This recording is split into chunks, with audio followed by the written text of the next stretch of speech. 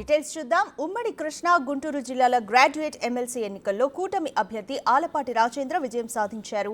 Counting పూర్తి కాకముందే ఆయన విజయం ఖాయమైంది. మొత్తం 2,41,873 ఓట్లు పోలవగా 21,577 చెల్లని ఓట్లుగా అధికారులు గుర్తించారు. అయితే 7వ రౌండ్ కౌంటింగ్ ముగిసేసరికి ఆలపాటి రాజేంద్రకు 1,18,070 ఓట్లు వచ్చాయి.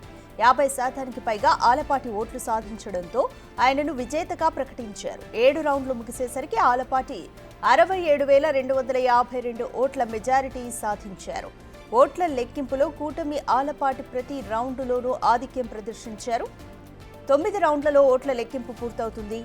7 రౌండ్లకే ఆలపాటి విజయం ఖాయమైంది.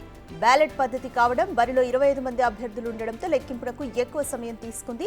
ఎన్నికల కమిషన్ ఆలపాటిని విజేతగా ప్రకటించినప్పటికీ ఇవాళ 10 గంటల వరకు ఓట్ల లెక్కింపు సాగే అవకాశం ఉంది.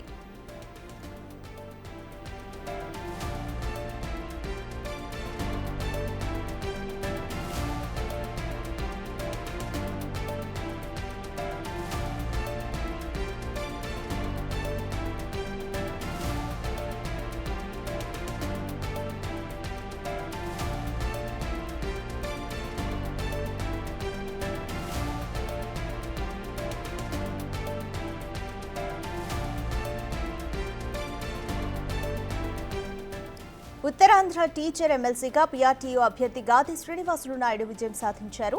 సిట్టింగ్ ఎమ్మెల్సీ రఘువర్మపై ఆయన 2వ ప్రాధాన్యత ఓట్లతో గెలిచారు. ఈ స్థానానికి 10 మంది పోటీ చేయగా 8 మందిని ఎలిమినేట్ చేయడంతో శ్రీనివాసులు నాయుడు విజయం ఖాయమైంది. ఉత్తరాంధ్రలో మొత్తంగా 20,783 మంది ఓట్లు వేశారు. అందులో 19,813 ఓట్లు మాత్రమే చెల్లినవిగా అధికారులు గుర్తించారు. ఓట్ల లెక్కింపులో తొలి నుంచి ఆధిక్యంలో కొనసాగిన పీఆర్టీయూ అభ్యర్థి శ్రీనివాసులు నాయుడు విజయం సాధించారు. ఇక ఉమ్మడి గోదావరి జిల్లాల గ్రాడ్యుయేట్ ఎమ్మెల్సీ ఎన్నికల కౌంటింగ్ కొనసాగుతోంది. ఇక్కడ కూటమి అభ్యర్థి రాజశేఖర్ ఆధిక్యంలో ఉన్నారు.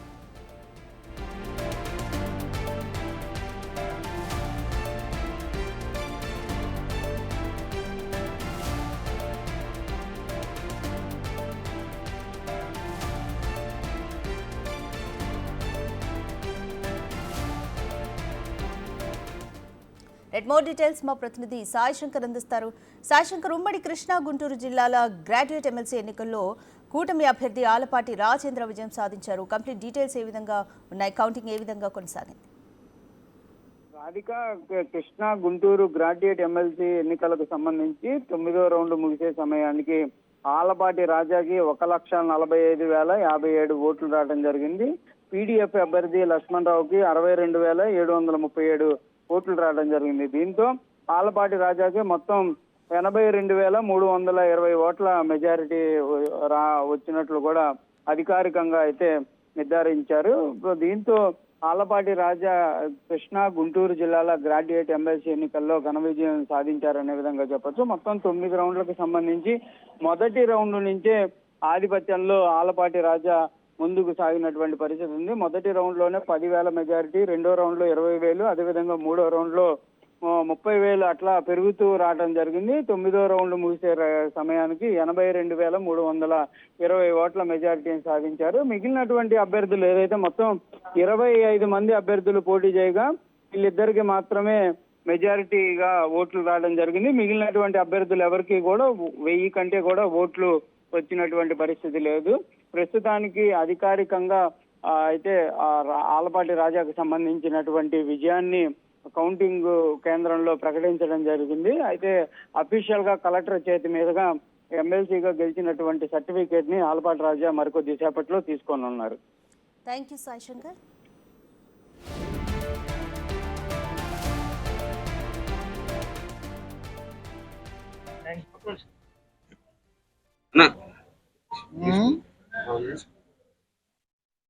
రైట్ ఉందా? రైట్ తీసుకో.